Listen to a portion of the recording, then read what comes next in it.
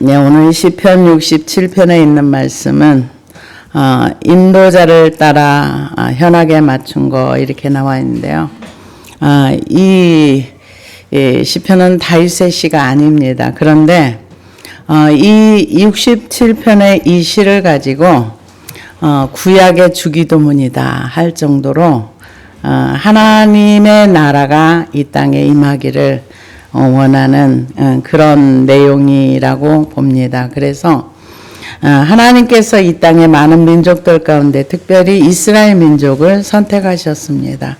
그리고 그들을 국가로 세우시고 하나님께서 이스라엘 백성들에게 하나님의 영광을 받기를 원하셨죠. 그런데 이제 이스라엘을 통해서 많은 민족들이 하나님의 역사하심을 바라보면서 하나님을 찾고 하나님을 구하기를 원했습니다. 그런데 이스라엘 민족들은 선민사상에 많이 이렇게 매몰돼 가지고 전하는 것보다 하나님 말씀을 순종하지 않고 살다가 나라를 잃어버리기도 하고 다시 회복되기도 하고 지금 현재는 현존하고 있지만 많은 어려움이 있었습니다. 그래서 이 시는 전형적인 찬양시고요. 이 시의 배경은 아론이 그 민수기에 보면은 이제 이스라엘 백성을 축복하는 그 내용을 토대로 해서 이 시를 이스라엘 백성을 위한 축복, 또 하나님의 도가 만방에 다 알려져 가지고 사람들이 하나님을 경외하고 찬양할 수 있도록 이렇게 하기 위해서 기록한 시다 이렇게 얘기를 합니다. 그래서 오늘 시편 67편에 있는 전체 내용은 여호와의 복과 은혜가 어떤 것인가. 그래서 이 복과 은혜를 받은 사람들은 하나님을 찬양하고 여호와 하나님을 경외하라 이렇게 나와 있습니다. 그래서 우리도 하나님께서 우리를 부르시고 우리에게 은혜를 주신 목적은 우리를 통해서 사람들이 하나님을 알고 하나님을 배우고 하나님께로 나와서 하나님을 찬양할 수 있도록 하기 위해서 우리를 부르셨습니다. 그래서 민수기 6장 24절에서 26절에 있는 말씀을 대제사장의 축복 기도를 인용해서 오늘 67편을 기록한 시다 이렇게 얘기를 하고요. 선교적 비전이 있는 내용이 이 내용 안에 있습니다. 그래서 이 복을 구하는 목적이 나 혼자 잘 먹고 잘 사는 것이 아니라 그 복을 통해서 구원의 도를 사람들이 보고 민족들에게 알려져서 열방들이 하나님을 찬양하고 민족들이 하나님을 찬양하라 이런 내용입니다. 그래서 1절에서 2절은 열방을 향한 하나님의 복과 구원의 빛을 강구하고요. 3절에서 5절은 온 민족이 하나님의 공의로운 통치를 기뻐하며 찬양할 것에 대한 선포고요. 6절에서 7절은 추수의 복을 언급하며 모든 백성들이 하나님을 경외하게 될 것이다 이렇게 얘기를 합니다. 그래서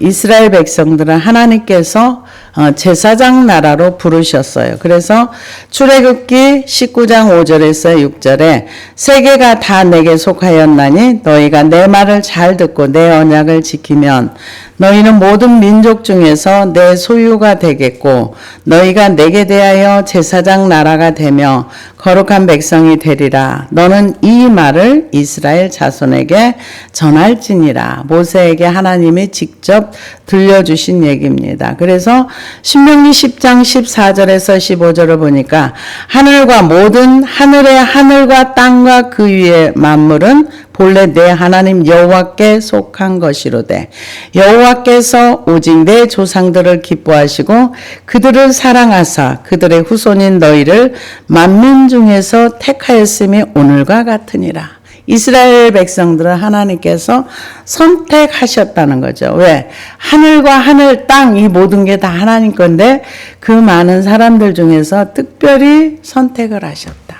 그런데 베드로전서 2장 9절에서도 보면은 그러나 너희는 택하신 족속이요 왕 같은 제사장들이요 거룩한 나라요 그의 소유된 백성이니 이는 너희를 어두운 데서 불러내어 그의 기이한 빛에 들어가게 하신 이의 아름다운 덕을 선포하게 하려 하심이라. 너희가 전에는 백성이 아니더니 이제는 하나님의 백성이요 전에는 국류를 얻지 못하였더니 이제는 국류를 얻은 자니라. 이렇게 얘기를 했습니다. 그래서 하나님께서 우리를 선택하고 우리를 부르신 목적이 뭐냐? 이스라엘을 선택하고 이스라엘을 부르신 목적과 우리를 부르신 목적이 똑같다는 거죠. 그 이유는 뭐냐? 하나님이 우리를 통해서 하나님의 생명이 흘러가서 사람들이 하나님을 보고 알고 하나님의 도에 거하면서 그 도라는 게 길이에요. 하나님의 길에 그 말씀을 순종하면서 따라가기를 원하는 그런 말씀이라고 오늘 시편 67편인데요. 근데 구약에 한때 잠깐 하나님의 영광이 드러난 적이 있었어요. 언제요? 하나님이 솔로몬에게 지혜를 주셔서 하나님이 저곳에 가면은 어마무시한 지혜와 이런 게 있다 해가지고 세계적으로 소문이 났어요. 그래가지고 열왕기상 8장 60절에 보니까 이에 세상 만민에게 여호와께서만 하나님이시고 그 외에는 없는 줄을 알게 하시기를 원하노라. 그래서 많은 사람들이 해년마다 거기 와서 금, 은, 보석 뭐 이런 걸 가지고 와가지고 그 솔로몬에서 나오는 솔로몬 입에서 나오는 지혜 말씀, 요즘 말로 하면은 그 세미나 같은 거 할 때 사람들이 세계 각국에서 와서 솔로몬이 세미나를 하는 거를 듣고서 감탄하고 돌아가는 거. 그만큼 하나님이 함께 하시면 놀라운 역사가 일어나는 거죠. 그래서 열왕기상 10장 9절에도 당신의 하나님 여호와를 송축할지로다. 왜? 솔로몬의 지혜가 너무 놀라웠거든요. 근데 그 지혜를 자기를 위하여 쓰다 보니까 나중에 이제 타락하게 된 거죠. 그래서 하나님은 우리에게 은혜를 베푸사 복을 주시고 그의 얼굴빛을 우리에게 비추사. 이게 그 민수기 6장 24절부터 있는 말씀인데요. 저는 23절부터 읽겠습니다. 아론과 그의 아들들에게 말하여 이르기를 너희는 이스라엘 자손을 위하여 이렇게 축복하여 이르되 여호와는 내게 복을 주시고 너를 지키시기를 원하며 여호와는 그 얼굴빛을 내게 비추사 은혜 베푸시기를 원하며 여호와는 그 얼굴을 내게로 향하여 드사 평강 주시기를 원하노라 할지니라 하라. 그들을 이같이 내 이름으로 이스라엘 자손에게 축복할지니 내가 그들에게 복을 주리라. 하나님이 이스라엘 자손에게 복 주시기를 원하는데 누구를 통해서? 대제사장 아론을 통해서 이렇게 축복하라 이 말씀을 그대로 인용해서 지금 기도하고 있습니다. 하나님은 우리에게 은혜를 베푸사 복을 주시고 그의 얼굴빛을 우리에게 비추사. 그래서 얼굴빛을 비추기를 강구하고 있습니다. 그래서 이 얼굴빛이라는 게 주의 크신 긍휼로 그들을 아주 멸하지 아니하시며 버리지도 아니하셨사오니 주는 은혜로우시고 불쌍히 여기시는 하나님이시니라. 느헤미야 9장 3절에 느헤미야가 하나님의 긍휼의 은혜를 입어서 우리가 완전히 멸절되지 아니하고 다시 돌아온 것이 하나님의 은혜였다. 이렇게 얘기를 합니다. 그래서 에레미야 애가 3장 22절에도 보니까 고 주의 긍휼과 은혜가 우리 하나님의 얼굴빛이다. 곧 여호와의 인자와 긍휼이 무궁하심으로 우리가 진멸되지 아니합니다. 이제 이스라엘 백성이 완전히 폭망하게 됐는데 하나님의 은혜와 긍휼이 입혀졌기 때문에 우리가 완전히 망하지 않았다. 그러니까 하나님의 긍휼이 뭐냐? 하나님의 그 얼굴빛은 하나님의 긍휼이다. 이렇게 설명을 해주고 있습니다. 그래서 이 하나님의 얼굴빛이라는 게 뭐냐면은 하나님을 믿는 사람들에게 하나님의 얼굴을, 그러니까 그 화난 얼굴 말고요. 하나님이 우리를 향해서 웃는 얼굴로 우리에게 비춰주셔서 우리에게 평강 주신. 그냥 얼굴에 대한 얘기들이 굉장히 성경에 많이 나오는데요.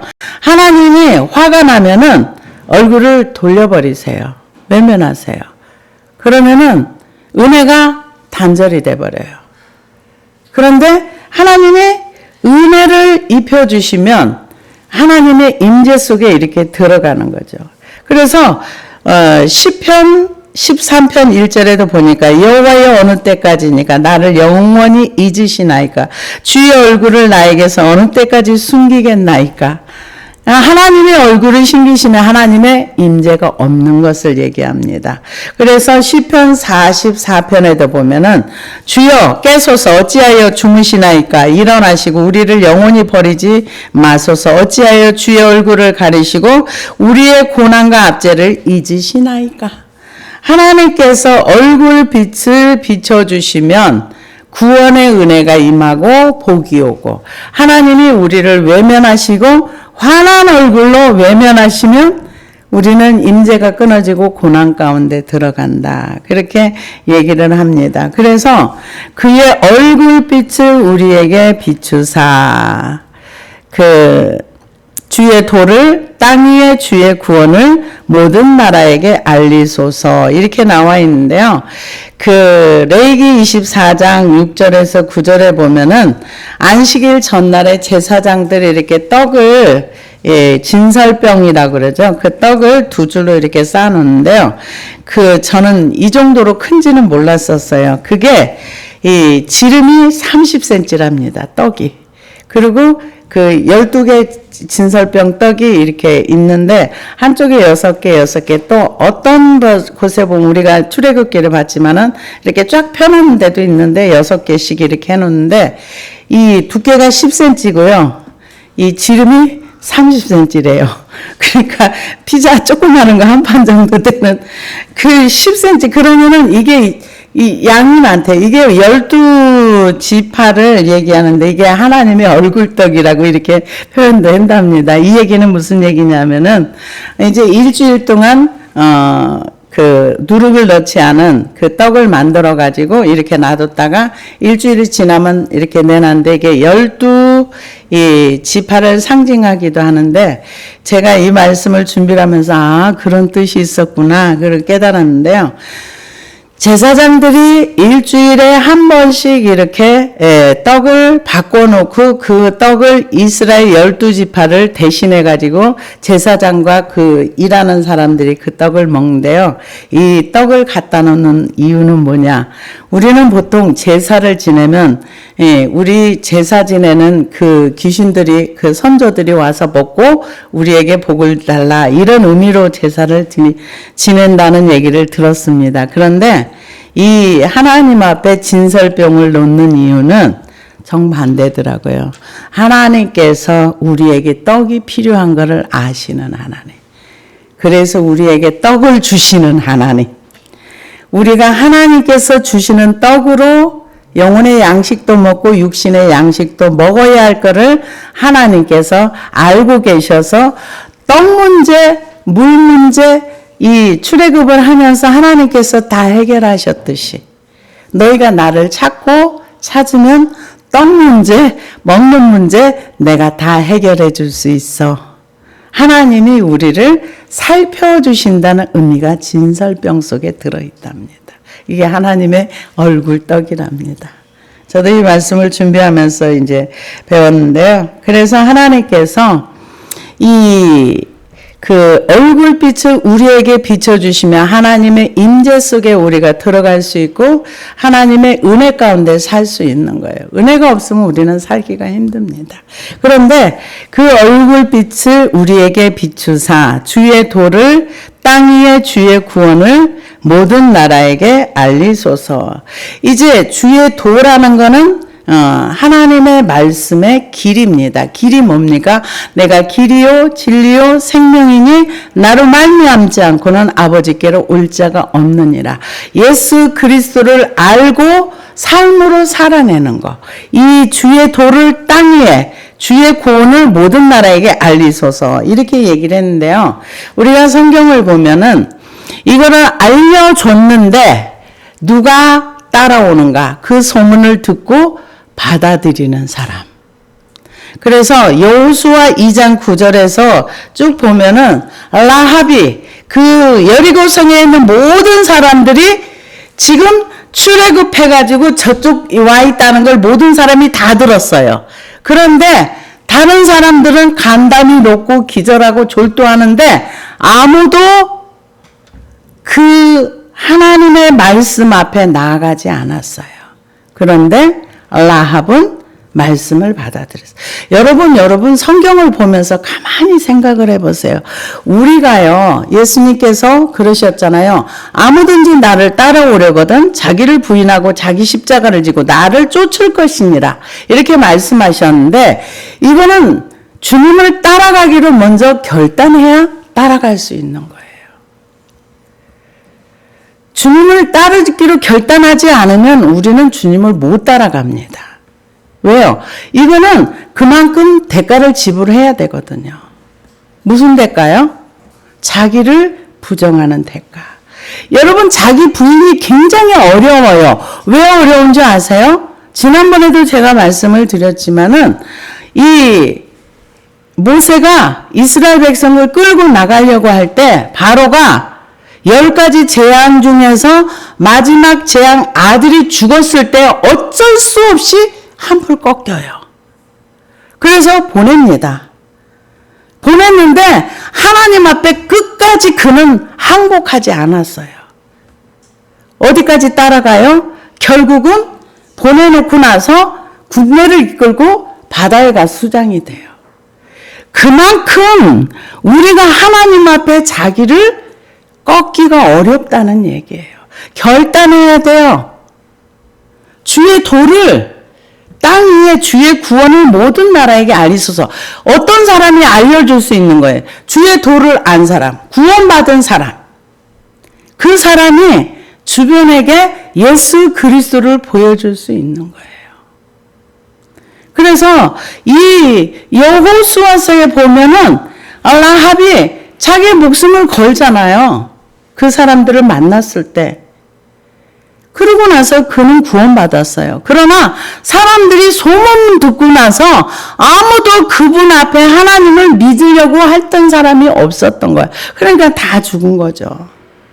그리고 또 한 가지를 보면은 루키스 1장에 보면은 이제 나오미 실패한 나오미 속에서 룻이 하나님을 본 거예요. 오르바는 자기 신에게로 돌아갔다 그랬어요. 그러니까 그 한 사람이 들어올 때 그 종교도 같이 들어오는 거예요. 그러니까 이 룻기서에 보면은 그 나오미가 뭐라 그러냐면 15절에 보니까 나오미가 또 이르되 보라 내 동서는 그의 백성과의 그 신들에게로 돌아갔나니 너도 너의 동서를 따라 돌아가라. 우리나라에도 지금 일본에는 이슬람이 어마무시하게 들어와가지고 사원을 짓고 짓는데도 너무 많아가지고 공원까지 점령을 해서 거기서 이렇게 한다고 그러더라고요. 그런데 우리나라도 있긴 있어요. 있는데 우리나라는 지금 일본만큼은 심하지 않더라고요. 지금 유럽 쪽에서도 그거 다 이슬람 때문에 난리 났잖아요. 다 거기 자기네끼리 그 문화 속에 들어가지 않고 자기네 언어로 자기네 법을 관통시키고 그 사람들이 공직에 올라가니까 자기네 그 이슬람의 법을 통과시키고 해가지고 지금 난리잖아요. 근데 우리나라는 와가지고 하루에 3번 기도해? 그러면 너는 저 시골로 가. 그런 거 없어. 처음에 들어올 때부터 아예 그거를 막았더라고요. 그럼에도 불구하고 지금 이슬람 사원이 몇 개 지어진 건 알고 있어요. 알고 있는데, 그래서 우리가 이 주의 도를 땅 위에 주의 구원을 모든 나라에 알리소서. 누가? 주의 얼굴빛을 받고 은혜를 받은 사람이 자기의 편협한 생각 속에 묶여있지 않고 하나님 앞에 이렇게 하나님이 알려지기를 원하는 내용이라고 볼 수가 있습니다. 그러면서 하나님이여 모든 민족들이 주를 찬송하게 하시며 모든 민족들이 주를 찬송하게 하소서. 진짜 하나님 만나고 나면은요, 하나님의 역사를 다른 사람도 알기를 원하고 다른 사람도 하나님을 찬송하기를 원하는 거죠.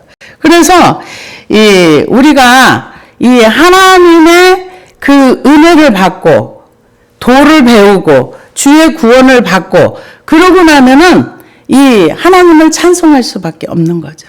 근데 우리나라에 연세대 그 초대 총장님이셨던 백낙준 총장님이 있습니다. 우리가 알고 있죠. 그런데 이분은 초대 문교부 장관을 지내신 분인데요. 이분 아버지가 신통방통한 그 무당이셨답니다. 그 무당이었는데 어느 날 선교사님이 지나가면서 예수 믿고 천당 가라고 그랬대요. 그러는데 기분이 나쁘다고 구판을, 이분 아버지가 굉장히 그 능력 있는 무당이었던가 봐요. 그래가지고 여기저기 불려가서 굿도 해주고 뭐도 해주고 이렇게 했었는데 그날도 신나게 구판을 벌이고 있는데 선교사님이 지나가면서 예수 믿고 천당 가라고 그러는데 기분 나쁘다고 구판을 엎어버렸대요. 백낙준 그 총장님 아버님이 아주 영험한 무당이셨는데 그랬는데 그날 밤부터 힘들어져. 그 선교사님의 말이 계속 떠올라. 무당을 할 수가 없어. 그 예수 믿고 천당 가라. 이 말이 계속 떠올라서 너무 힘들어. 나중에 그 선교사님 찾아가서 이제 자기 예수 믿겠다고 하고 진짜로 예수 믿고 아마 주님을 만난지 그것까지는 잘 모르겠어요. 그런데 믿고 나서 자기 전 재산을 팔아서 이제 그 교회 짓는데도 보태고 나머지 삶을 복음 전도하는데 일생을 그 부당하셨던 아버님이 이렇게 바치셨나 봐요. 그러니까 선교사님이 그 아들 되시는 백낙준 그 총장님을 데리고 어린 청소년 때 데리고 미국에 가서 공부시켜가지고 박사학위까지 받게 하셔서 한국에 돌아와서 연세대 초대 총장을 하고 문교부 장관도 하는데 기독교적인 어떤 이런 거를 많이 이렇게 그 역할을 했던 것 같아요. 이게 뭘 얘기합니까? 그 선교사님이 오셔서 만방의 복음을 전한 거죠. 자기가 주의 도를 배우고 주의 구원을 경험하고 나니까 우리나라에 오셨던 선교사님들은 되게 지식이 굉장히 공부 열심히 하셨던 뭐 하버드생도 오고 뭐 여러 가지로 이렇게 오셨더라고요. 그래서 이런 분들이 와서 우리나라의 복음을 전해줘서 지금 우리가 지금도 복음을 받고 그러고 나서 또 우리도 복음을 한참 전했는데 지금은 많이 좀 선교가 좀 줄었다 이런 얘기도 들었습니다. 그래서 우리가 하나님의 민족들이 주를 찬송하게 하시며 모든 민족들이 주를 찬송하게 하소서. 뭐 어떤 사람이 찬송하게, 그러니까 정말 하나님의 이 이스라엘 백성들은 굉장히 편협한 그 민족주의와 우월의식, 선민의식 속에 사로잡혀 있는 사람도 있었지만은 또 정말 하나님의 얼굴빛을 경험한 사람, 하나님의 임재 속에 살았던 사람들은 주의 도를 알고 주의 구원을 경험하고 나면 이 생명이 흘러가기를 원하는, 이거는 하나님 앞에 간구하면서 기다리고 바라보는 것. 그래서 천하의 다른 이로서는 구원받을 만한 이름을 우리에게 주신 일이 없다.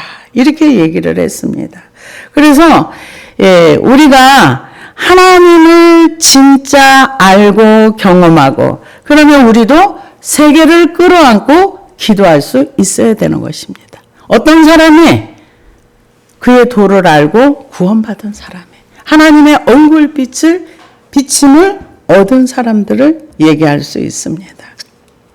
그래서 이 온 백성은 기쁘고 즐겁게 노래할지니 주는 민족들을 공평히 심판하시며 땅 위의 나라들을 다스리실 것임이라. 이 민족들을 공평히 심판한다는 것은 하나님께서 심판주라는 얘기입니다. 그리고 하나님은 공평의 하나님이시죠. 주는 민족들을 공평히 심판하시며 땅 위의 나라들을 다스리실 것. 이건 하나님의 인도하심을 받는 사람들을 얘기하는 거예요. 하나님의 심판은 공의로우시죠.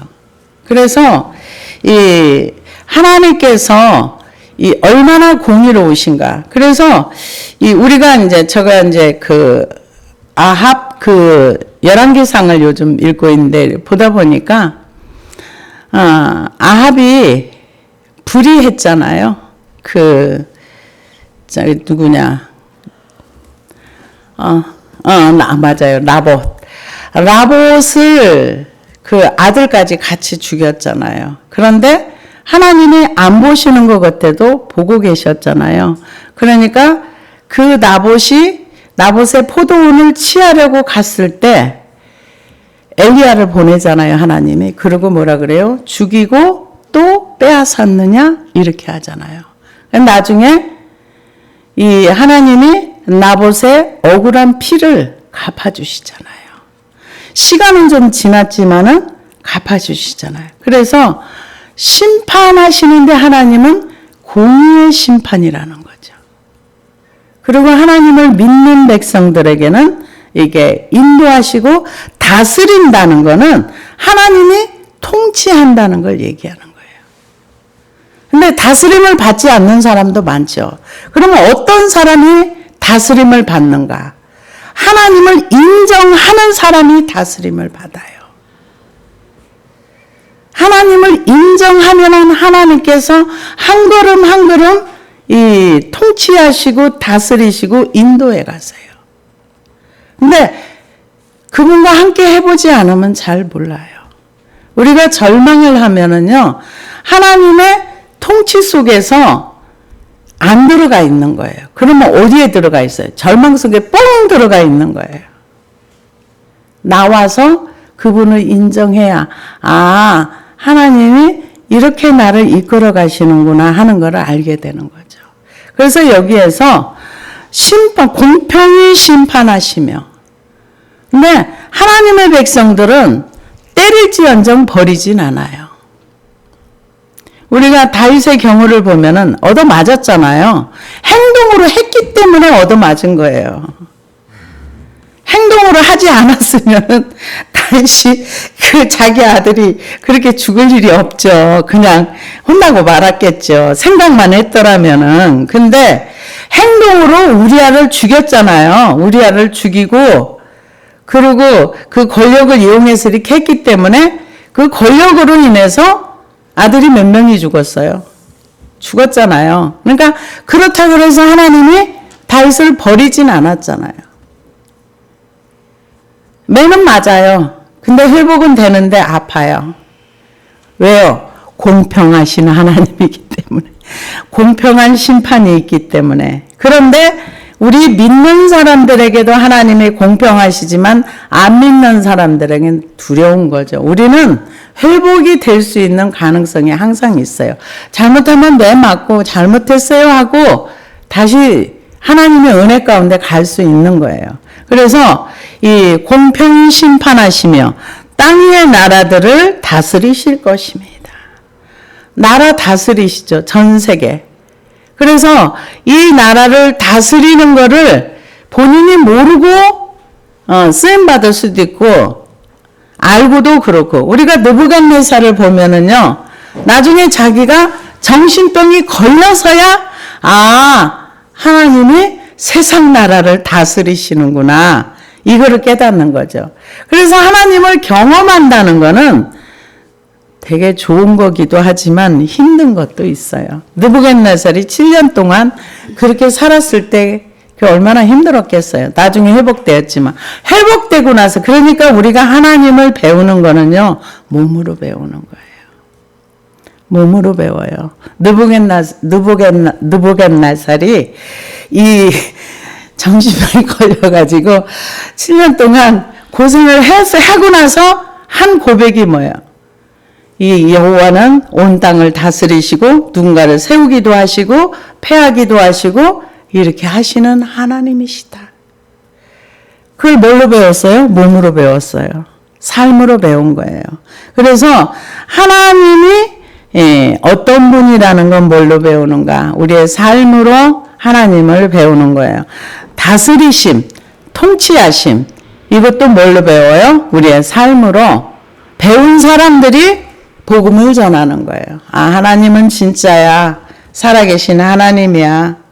하나님은 진짜 정말 참신이야. 이렇게 말할 수 있는 거죠. 그래서 공평히 심판하시며 땅 위의 나라들을 다스리실 것임입니다. 하나님이여 민족들이 주를 찬송하게 하시며 모든 민족으로 주를 찬송하게 하소서. 이제 복음이 전해져서 하나님을 아는 사람들이 한 사람이 아니라 모든 민족, 열방의 모든 민족들이 복음을 듣고 하나님을 찬송하게 해달라고 기도하는 것입니다. 그래서 하나님께서 이 주기도문이라고 했던 거가 하늘에 계신 우리 아버지요. 아버지 이름이 거룩하게. 그러니까 하나님을 아는 거. 또 하나님이 지켜주시는 거, 보호해주시는 거. 이 67편을 주기도문의 구약의 주기도문이다 이렇게 비유를 할 정도로 그러니까 하나님이 어떤 분이라는 거를 하나님의 얼굴빛을 경험한 사람 그리고 하나님의 도를 안 사람 그러고 나서 주의 구원을 경험한 사람이 야 이게 민족들이 다 알았으면 좋겠다. 그래서 사도 바울 선생님도 복음을 경험하고 나니까 자기 민족들이 이스라엘 사람들이 복음을 모르는 거를 이게 눈이 가려지니까 너무 안타까워서 뭐라 그래요? 차라리 내가 저주를 받아서 끊어질지언정 내 민족들이 구원받기를 원한다. 왜? 진짜거든요. 복음을 듣고 보니까. 그래서 땅이 그의 소산을 내어 주었으니 하나님 곧 우리 하나님이 우리에게 복을 주시리로다. 그래서 이거는 아마 절기 때 하나님을 찬양했던 것이 시편일 것이다. 이렇게 얘기도 합니다. 그래서 이제 소산을 내어줬다는 것은 추수할 것이 많아졌다는 거죠. 그래서 소산을 내어줬으니 하나님 곧 우리 하나님이 우리에게 복을 주시리로다. 하나님이 주시는 복이 제일 진짜 복이에요. 근데 우리는 하나님이 주시는 복보다는 하나님이 주시는 복은 평강의 복이 많고 하나님의 은혜가 많고 하나님의 임재하심이 하나님이 우리에게 주시는 특별한 복들이 있죠. 근데 우리는 복하면 제일 먼저 뭘 생각해요? 돈 생각해요. 돈 많이 주면 복 많이 받았다고 이렇게 생각을 하죠. 근데 하나님의 나라는 의와 평강과 희락이라 이렇게 얘기를 했어요. 의, 평강, 희락. 이거는 땅에서 얻을 수 없는 복들인 거죠. 근데 하나님께서 소산을 줘서 복을 많이 주셨다는 거죠. 그래서 우리가 남들에게 복을 많이 이렇게 빌어줄 수 있는 그 1절에 있는 말씀처럼 하나님은 우리에게 은혜를 베푸사 복을 주시고 그의 얼굴빛을 우리에게 비추소서. 그냥 읽고 남들을 위해서 축복해 줘도 괜찮아요. 그래서 소산의 복을 주셨다는 거죠. 소산을 내어 주셨으니 하나님 곧 우리 하나님이 우리에게 복을 주시리로다. 하나님이 우리에게 복을 주시리니 땅의 모든 끝이 하나님을 경외하리로다. 그러니까 하나님을 드러내기 위해서는 하나님의 임재 속에 우리가 들어가야 돼요. 하나님의 얼굴빛을 우리에게 비추사. 주의 도를 땅 위에 주의 구원을 모든 나라에게 알리소서. 그러니까 그 하나님에 대한 관한 소식을 들었던 사람들이 하나님이 어떤 분인가 하고 이제 하나님을 찾을 수 있도록. 그런데 우리가 그 주인공이 되면은 얼마나 좋습니까? 나를 통해서 주변 사람들이 생명이 흘러가고 복이 흘러가고 최고의 복은 저는 하나님 나라는 의와 평강과 희락이라는데 그것도 그거지만 하나님을 아는 복이 최고의 복인 것 같아요. 하나님을 알아가는 거, 하나님을 배우는 거, 하나님과 함께하는 동행하는 삶. 이게 저는 최고의 복이라고 생각해요. 세상에서는 뭐 돈, 건강, 뭐 치아가 좋은 것도 오복 중에 하나다 이렇게 얘기를 하지만 그러나 이 오늘 시편 67편에 있는 말씀처럼 하나님을 경험하고 하나님의 은혜를 받고 하나님의 긍휼을 경험한 사람들이 이 하나님의 복이 민족들에게 흘러가고 나라들에게 흘러가고 그래서 하나님은 어떤 분인가? 공평하신 분, 우리를 다스리시는 분. 근데 하나님이 공평하다는 걸 믿지 않으면은요 늘 화가 나 있어요. 왜 화가 나 있어요? 세상에 불의가 너무 많거든요. 불의가 너무 많은데 내가 내 힘으로 저들을 심판할 능력은 안 되고 그러니까 화만 나는 거예요. 근데 우리는 이 하나님을 공평한 하나님으로 믿고 인정한다면 내가 화낼 일이 없어요. 왜요? 하나님이 심판하실 거니까. 심판이 조금 더디다 해도 하나님은 반드시 심판하신다. 그런 하나님에 대한 신뢰가 있으면 화가 좀 많이 덜 나요. 안 그러면 화 속에서 이게 못 견뎌요. 왜 그냥 두는 거야? 이렇게 되는 거죠. 그런데 하나님에 대한 그 신뢰, 온 백성은 기쁘고 노래할지니 모든 민족들이 공평히 심판하시며 하나님은 우리만 심판하는 것이 아니라 모든 민족을 심판하시는 하나님. 근데 아직은 전체 하는 건 아니죠. 그러나 그런 하나님이라는 거죠. 공평히 심판하시고 다스리시고 나라들을 왕을 세우고 패하고 이것도 다 하나님의 주권하에 들어갔다. 그래서 내가 사는 동안에 내가 범사의 여호와를 인정하고 그분의 다스리심 속에 사는 것. 이게 가장 행복합니다. 그래서 그런 사람들, 그런 사람들은 하나님을 찬송하고 민족들이 주를 찬송하고 그래서 복음이 온 세상에 다 전파돼서 이 온 세상의 민족들이 하나님을 찬송하기를 원하는 간절한 마음으로 이렇게 이 시를 써서 명절 때 이스라엘의 3대 명절이 있잖아요. 명절 때 이 시편 67편을 불렀다. 이렇게 얘기를 합니다. 그래서 여기 복 얘기 굉장히 많이 나오잖아요. 6절에 보니까 땅이 그의 소산을 내어줬으니 하나님 곧 우리의 하나님 우리에게 복을 주시리로다. 하나님이 우리에게 복을 주시리니 땅의 모든 끝이 하나님을 경외하리로다. 우리 경외한다는 것은 하나님을 두려워한다는 거예요. 두려워서 순종하고 섬기는 것을 얘기합니다.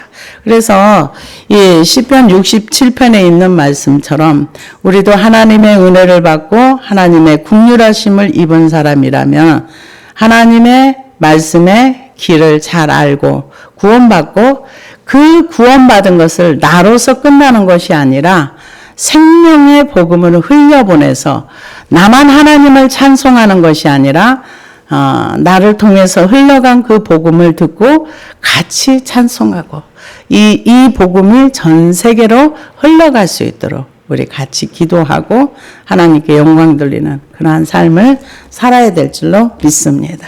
기도하시겠습니다.